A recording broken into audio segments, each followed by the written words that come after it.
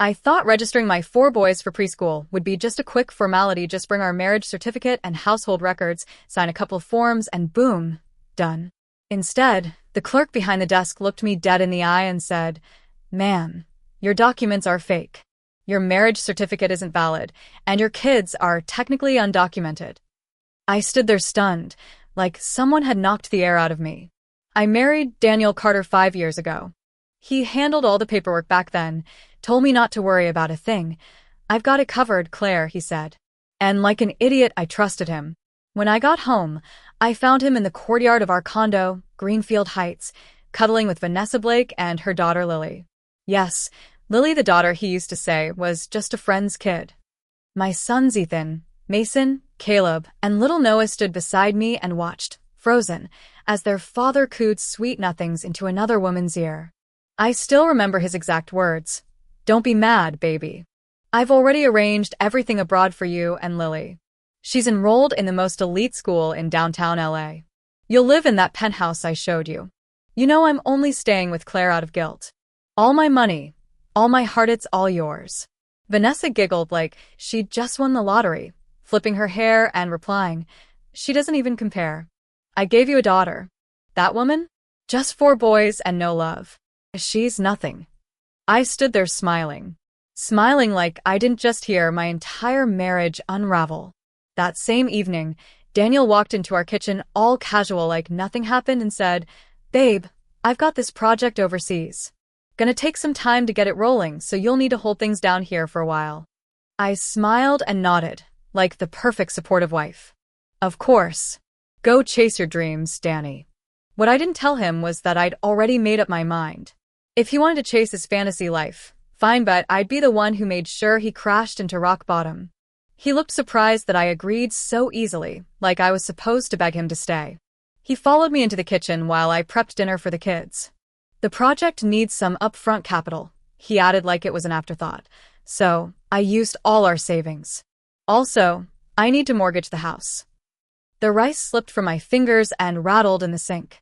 I turned and stared at him. "You want to kick our 4 sons out of their home?" The house wasn't big, just a modest 3-bedroom I worked my ass off for, but it was ours. Or so I thought. Turns out, the mortgage and title were in his name. I was on a work trip when we bought it, and he insisted it'd be easier that way. I had no idea he'd been planning this long con all along. "Don't worry," he said. "I've rented another place for you. Just a basement unit in this complex. It's temporary." Like he was doing us a favor. Like making your wife and kids live underground was some noble sacrifice. "Sure," I replied. "Whatever you think is best." His face lit up, like I'd just given him the green light to screw me over. "Knew I could count on you, Claire. You're the best." I brushed him off, went back to washing the rice. That night, after he fell asleep, I rummaged through his briefcase and found what I was looking for: internal company data, financial records, deals not yet filed. The next day, I met with his biggest business rival, Ryan Walker. He raised an eyebrow when he saw me. "You're Daniel's wife. Everyone thinks you two are madly in love." I slid a flash drive across the table. "You'll know the truth when you open it." He didn't touch it. "What's the catch?" he asked. "Make him bankrupt," I said calmly. "And I want half the profit." He studied me for a long time, then nodded. "Deal." He paused. "Aren't you afraid I'll double-cross you?" I laughed bitterly. After being married to Daniel? Nothing scares me anymore. Later that week, I took the boys out for a walk, just to get them some fresh air. That's when I saw Daniel again, holding Vanessa's daughter in his arms, the boys trailing behind like little lost puppies. Lily had an ice cream cone, dripping pink syrup down her chubby hands. My sons were practically drooling. "Daddy, I want one too," Mason begged. "Can we please?" All 4 of them were begging, whining. And what did Daniel say? "Real men don't cry over sweets. Stop embarrassing yourselves. If you scare your sister again, I'll spank you. Boys shouldn't be spoiled. Your sister's a girl. Let her have things." The boys instantly shut up, swallowing their tears. My heart cracked in places I didn't know existed. I walked up trying to smile. "Don't cry, babies. Mommy will get you some ice cream." Daniel turned, caught off guard, then immediately put on his classic poker face. Vanessa dropped Lily off unexpectedly. I didn't want to take her, but what could I do? He lied. She's irresponsible. That was always his excuse before I knew what a snake he was. She dumped her kid on me, he used to say. I'm just helping a friend. I ignored him, took the boys to the ice cream shop next door and bought 4 cones. But just as I handed one to Ethan, Daniel grabbed it and threw it in the trash. Claire, are you serious? You think I can't afford to buy them ice cream? They don't need to be spoiled. You're raising them wrong. I nearly exploded. But before I could snap, the boys clung to my legs, crying, Mommy, don't fight with Dad. We're sorry. We don't need ice cream. My babies were apologizing for existing. And then Vanessa's daughter started wailing, pointing her sticky little finger at me. Daddy, she's scary. Bad lady. Daniel rushed over and cradled her like a china doll. Don't cry, sweetie. Daddy's here. Daddy will always protect you. He wiped her tears like she was made of diamonds, looking at her with so much love that it burned. I had never seen him show that kind of affection to our sons. I couldn't take it. You treat her like your own, I said, voice cold, but ignore your actual children. He looked annoyed. Claire, you're being ridiculous. She's not mine, I'm just helping. I have to be responsible for her while Vanessa's away. Responsible? I asked. You just told her she's your daughter. You told her you'd give her everything. He grabbed my wrist hard. Apologize to Lily, he ordered. You scared her. Are you kidding me? I whispered. Apologize to someone else's child when my own are crying? Just then, Vanessa appeared, all fake concern and sugary voice. Danny, don't be so mean to your wife. Give her some face in public.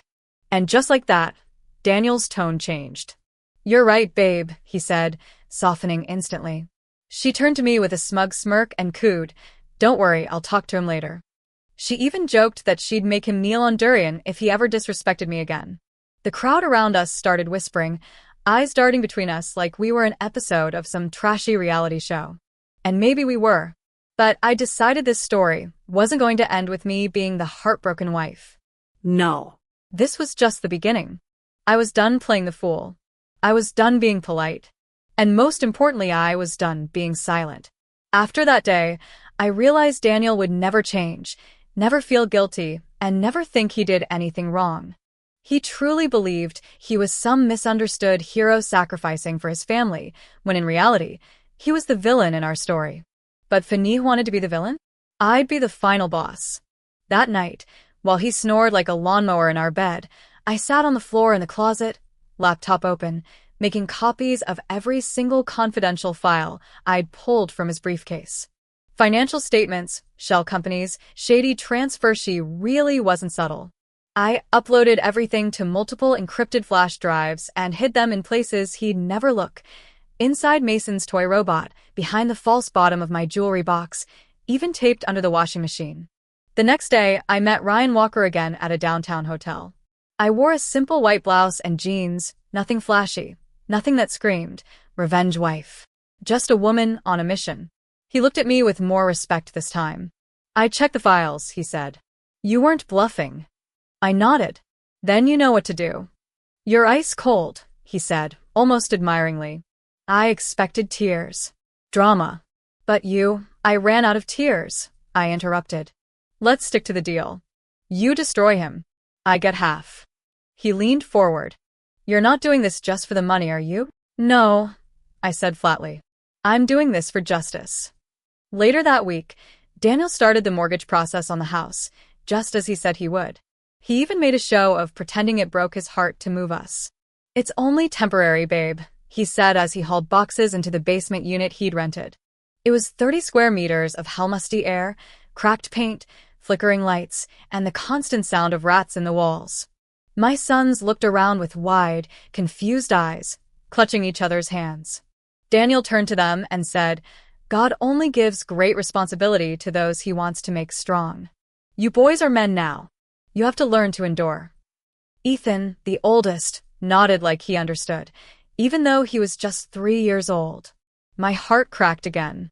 Your mom's working hard, Daniel continued, like he was some martyr. Don't ask her for anything. Let her save her money so I can build something great for all of us. My boys nodded again. They were so obedient. So heartbreakingly good. And I hated him more for using their innocence like that. The next morning, he kissed me goodbye and said, "I'll be back in a few years. Wait for me, okay?" I smiled and said, "Sure." What I didn't tell him was that I wasn't waiting for anything except the day I'd erase him from our lives completely. He thought he was flying off to freedom. I was counting the minutes until I could wipe away every trace of his existence. I told him I couldn't see him off at the airport because managing 4 kids was too much. He didn't even argue. Just waved and left. Not even 10 minutes later, I started packing. The basement wasn't home. It was a tomb. But fate had one more punch to throw. As I brought the boys up the stairwell to leave, Nomi baby, my youngest, ran ahead and didn't see the car coming. The sound of screeching tires, the thud, the blood. I still hear it in my sleep. Everything after that was chaos. A doctor happened to be the driver, thank God, and he stabilized Noah enough to move him. At the hospital, they said he needed an urgent blood transfusion. But Noah had Daniel's rare blood type. I called Daniel. Once. No answer. Twice. Still nothing. The third time, he picked up, his voice annoyed. "Claire, I'm heading to LAX. Can this wait?" "Noah's been hit by a car," I said, trembling. "He's bleeding out. He needs your blood. Please, Danny, you have to come back." In the background, I heard Lily's voice giggling. "Daddy, are we playing hide and seek again?" Daniel sighed. "Claire, stop being manipulative. If you don't want me to leave, just say it. But don't fake a tragedy. That's sick." "I'm not lying," I sobbed. "I'm video calling you. Look at him." I am Borden. "Don't call me again." He hung up, then powered off his phone. Noah didn't make it. The doctors tried. They did everything they could. But they couldn't find the right blood type in time. My baby died on a gurney with his tiny hand in mine. And Daniel was on a plane with his mistress, sipping champagne, thinking I was bluffing. That night, as I held my 3 surviving sons and rocked them to sleep, something inside me broke in the quietest, most permanent way. The next morning, I messaged Ryan. "Do you dare to ruin Daniel completely by marrying me?" He replied half an hour later, "I know you're using me, but I like it. Let's destroy him together." We got married that week. Quietly. Legally. Efficiently. I changed all 3 boys' last names to Walker and finally got them registered properly. No more fake documents. No more illegal status.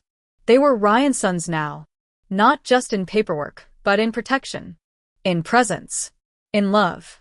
Ryan didn't try to replace their father. He showed up, silently, consistently.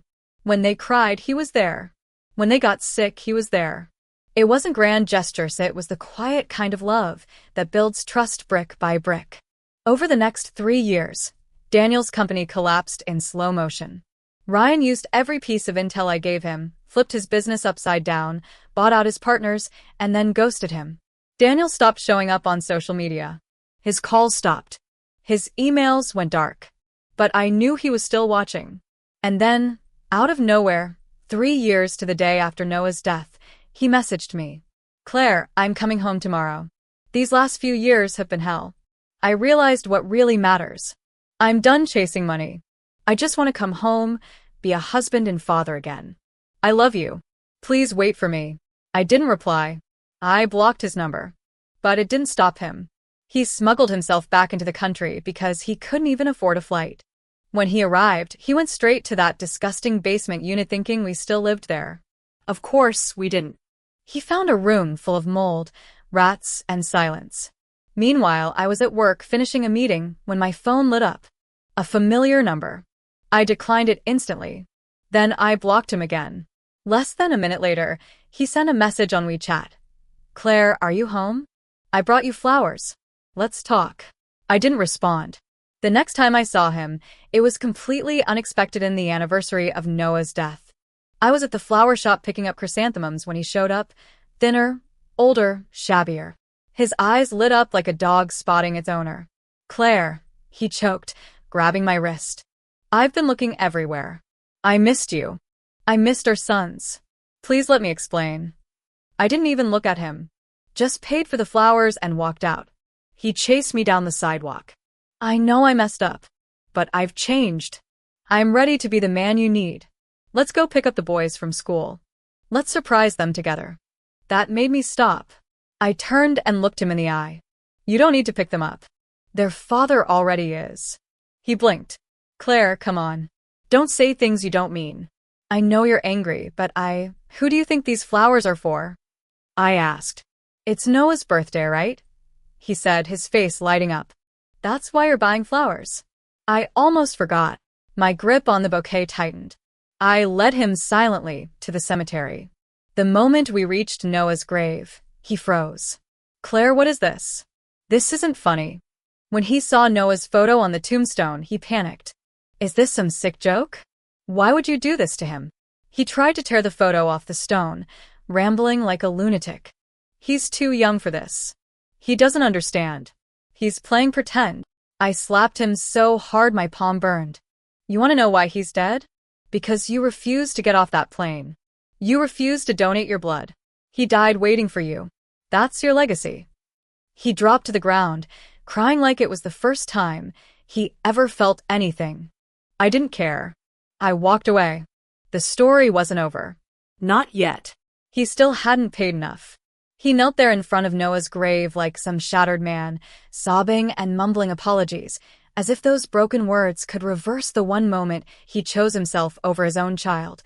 But all I saw was a man who finally had to live with consequences he couldn't manipulate, couldn't mortgage, couldn't charm his way out of. And when he reached up, trying to grab my hand like we were still married, still connected by something real, I shook him off and slapped him again, then again hard.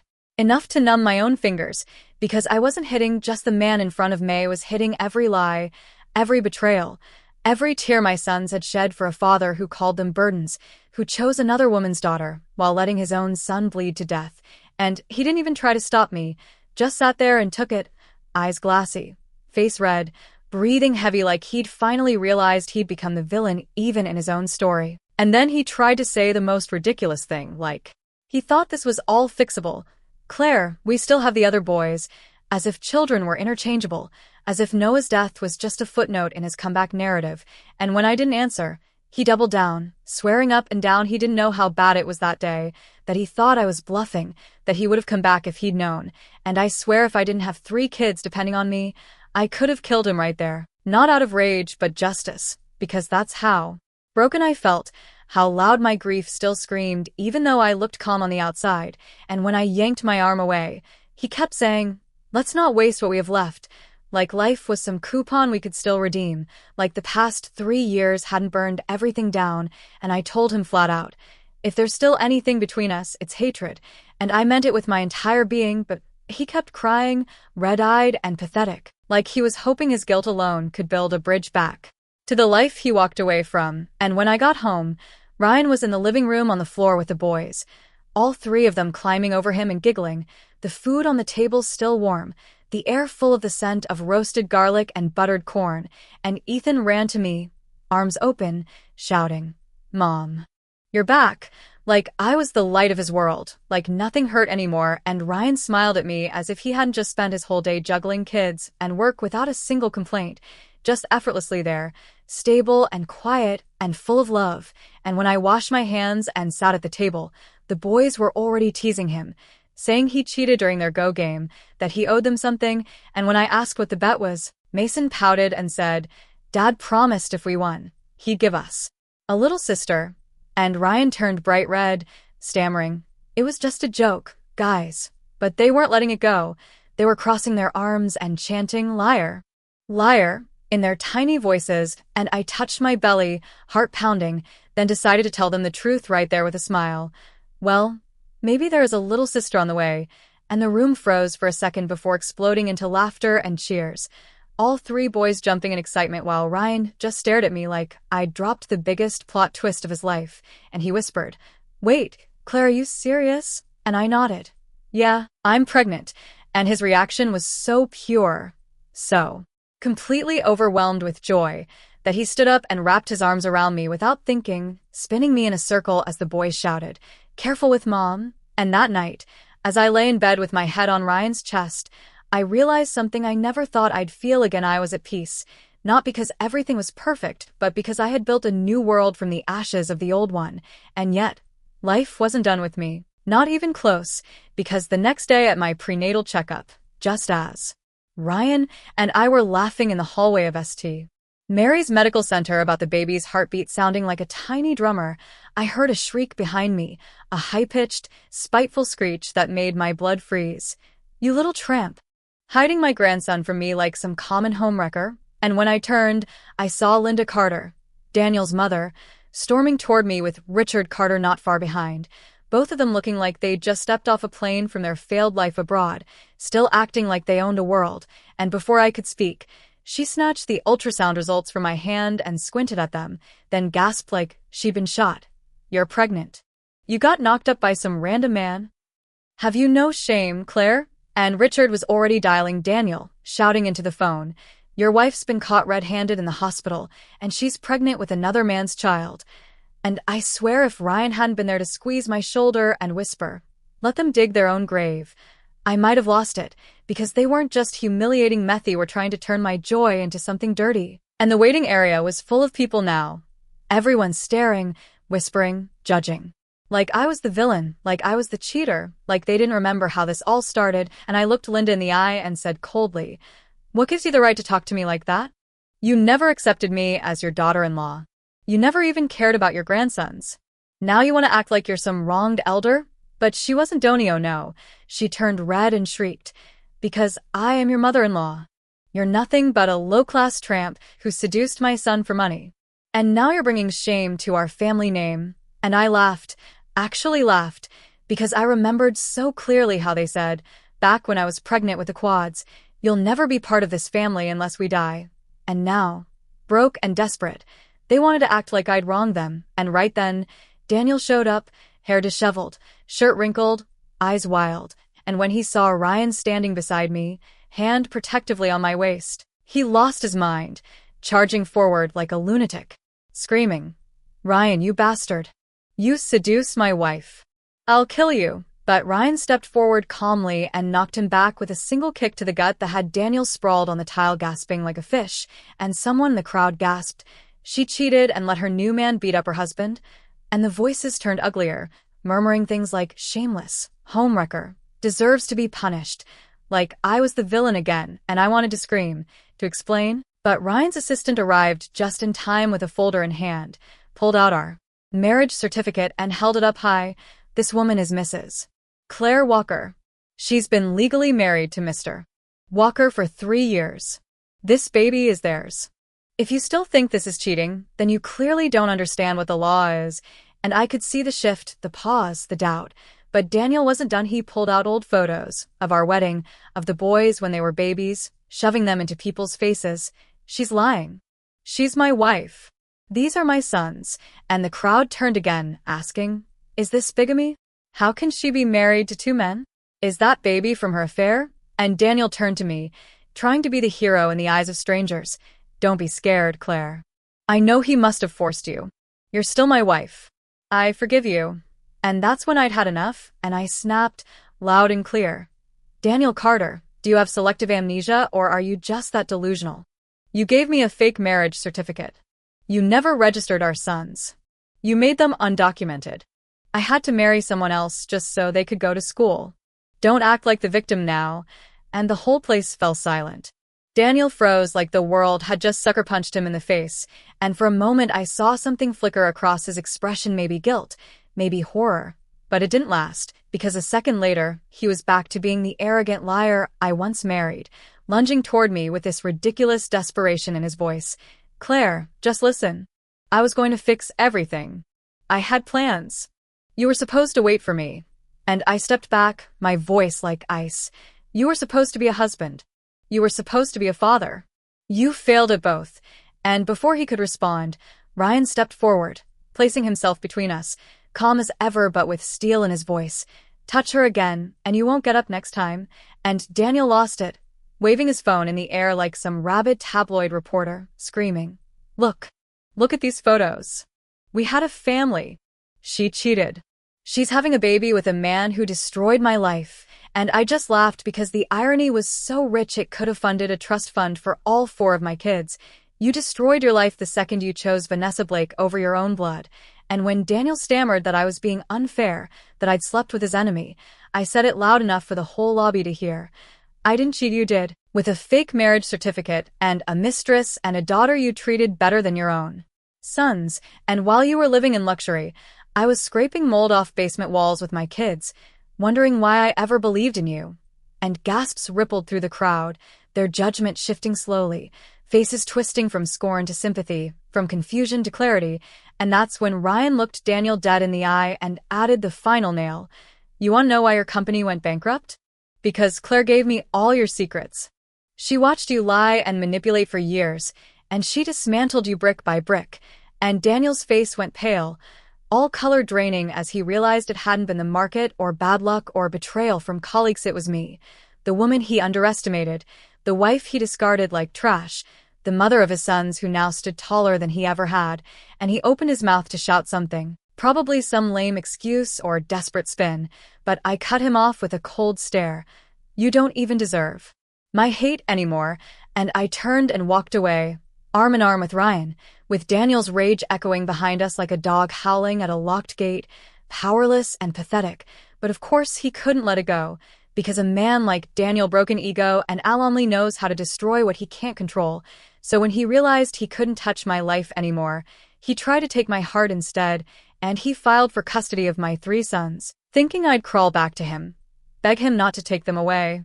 Thinking I was still that naive woman who once believed in his dreams and his promises, but he didn't know my sons anymore, didn't know how much they hated the sound of his name, didn't know that they still whispered Noah's name in their sleep, and remembered who wasn't there when they needed him most.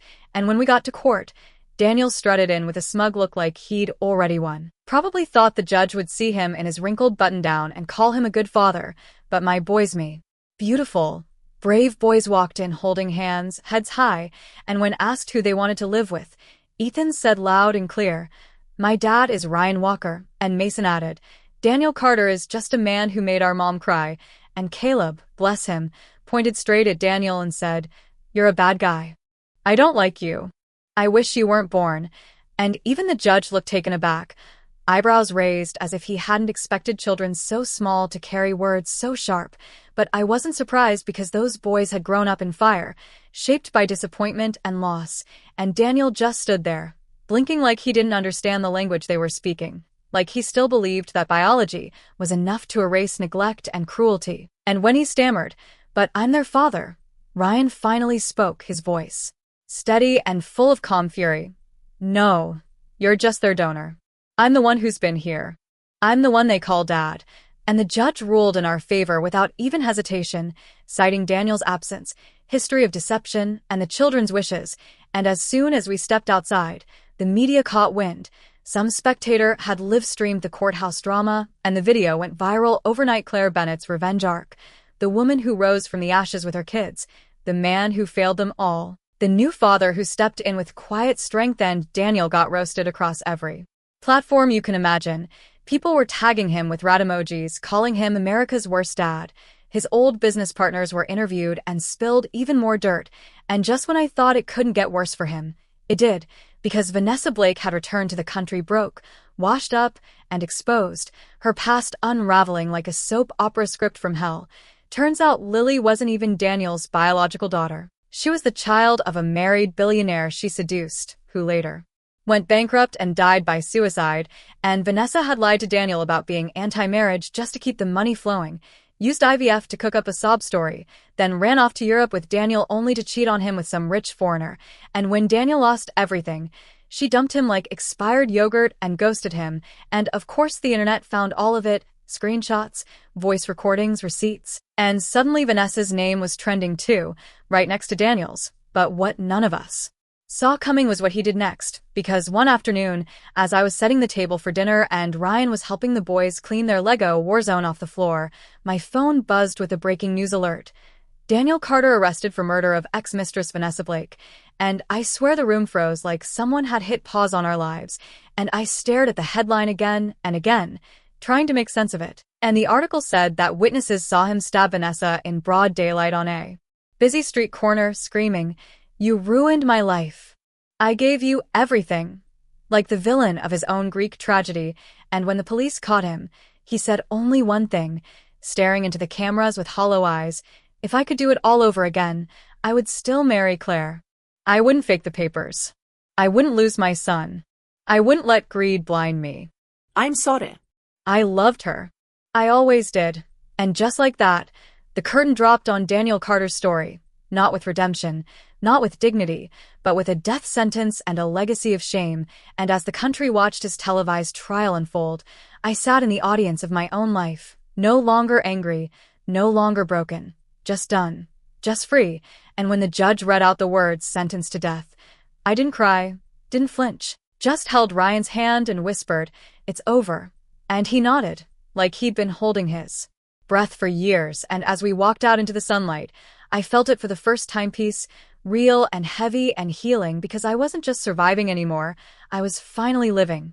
After Daniel's sentencing, the world moved on faster than I expected, and while social media exploded with hot takes, memes, and armchair psychoanalysis over the man who killed for the mistress that ruined him, I found myself weirdly numb, not in the dead inside way, but in the peaceful, no longer triggered way, like I'd finally closed the last chapter of a story I never asked to star in. And as I tucked my 3 sons into bed that night, with their little faces softened by sleep and night-like glow, I whispered to each of them that they were safe, that no one was ever going to hurt them again, not their so-called father, not his ghost, not even the memory of the basement where they used to hide their tears in silence.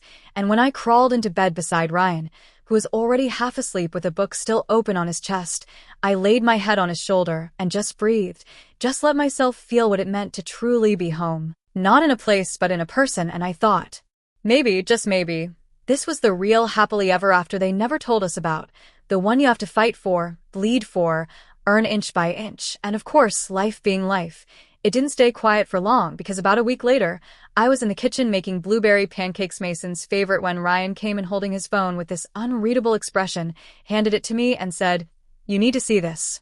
And I looked down to see a live stream playing Our Faces Mine and his, even the kids plastered across a YouTuber's thumbnail with the title, "America's Most Savage Divorce: How One Mom Took Down a Billionaire and Found Love." And I swear my jaw dropped halfway to the floor, because the narrator was summarizing our entire saga with dramatic flair and background music, playing courtroom clips, quoting Daniel's last words, and even comparing our story to a Shakespearean tragedy mixed with reality TV. And while part of me was mortified, another part, maybe the petty part, found it hilarious, especially when they described Daniel as the emotionally bankrupt CEO who lost everything but still thought he was the hero. And the video had millions of views, thousands of comments, most of them supportive, but some, of course, called me cold, manipulative, too calculating for a mom. And I didn't even flinch, because people would always have something to say, but only I knew the weight I carried. The nights I cried silently into my pillow while my sons dreamed beside me. The sacrifices, the rage I channeled into survival, and the love I protected with both hands. And as I stood there staring at the screen, Ethan came in, looked up at me, and asked, "Mom, are people still talking about us?" And I kneeled down, pulled him close, and said, "Yes, baby, but we don't have to listen to any of it unless it makes us feel proud." And he smiled like that was enough. And honestly, it was. But the story didn't stop there, because Daniel's name was trending again, this time not because of him, but because someone leaked Vanessa's full backstory online, and it went viral fast, like fire through dry leaves, peeling back every lie she'd ever told, exposing her schemes, her manipulation, how she jumped from rich men like stepping stones, how she forged documents to get Lily into elite schools, and how, even in her final days, she was living in someone else's penthouse pretending to be a model while selling secrets to tabloids. And it hit people like a reality check that not every pretty woman with sad eyes and a tragic backstory was innocent.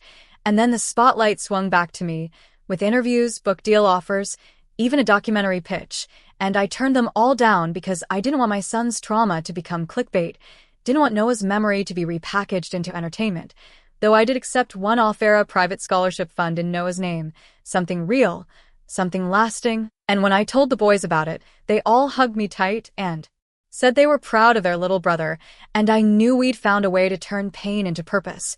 But of course, Not everyone let go that easily, especially Daniel's parents, who somehow still thought they had a claim on our lives, and it was at the kids' school recital when they showed up uninvited. Richard and Linda Carter, standing in the back with scowls like they were royalty surveying peasants, and after the show, they had the nerve to approach me, Linda clutching her fake designer purse like a badge of bitterness, sneering, "So this is the life you replaced my son with?" Shameful. And I just raised an eyebrow and said, "Linda, the only shameful thing is that you showed up after years of ignoring your grandchildren and now expect applause." And she hissed, "There are blood." And I replied, "Then where were you when they needed winter coats or medicine or someone to hold their hands while they grieved their brother?" And she had no answer, just stood there trembling, defeated by the truth. And when Richard tried to step in, Ryan appeared beside me like clockwork, calm and unreadable, and said, "This conversation is over. Step away before I call security." And they did, finally. And I watched them leave like the ghosts they were, faded, irrelevant, haunted by their own selfishness. And that night, as I tucked the boys in, Caleb asked, "Mom, do you think Grandpa and Grandma love us?" And I said, "I think they don't know how." And he nodded like he understood more than a 6-year-old should, and I kissed his forehead and promised him that no matter what, he'd never be alone again. And that's when Ryan came in holding something behind his back, looking sheepish, and the boys giggled and shouted, "What is it, Dad?"